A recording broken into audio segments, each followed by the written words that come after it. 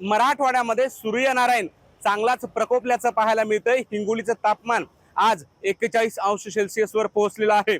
याचा फटका जो आहे तो हिंगोलीकरांना सोसावा लागतोय।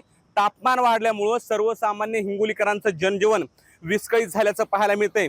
हा रस्ता वाशिम आणि अकोला या शहराकडनं हिंगोलीकडे येणारा हा रस्ता आहे।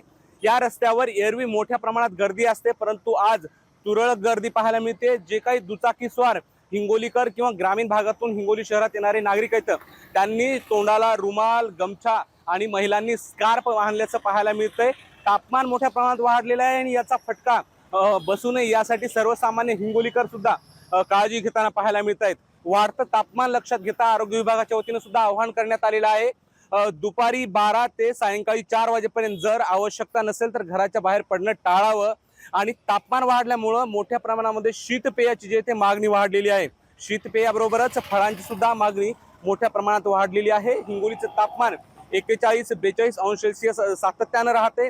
याचा फटका जो आहे तो मोठ्या प्रमाणात नागरिकांच्या शरीरावर पडतोय आणि त्यामुळे उष्माघातांच्या रुग्णांची संख्या सुद्धा वाढू लागली आहे।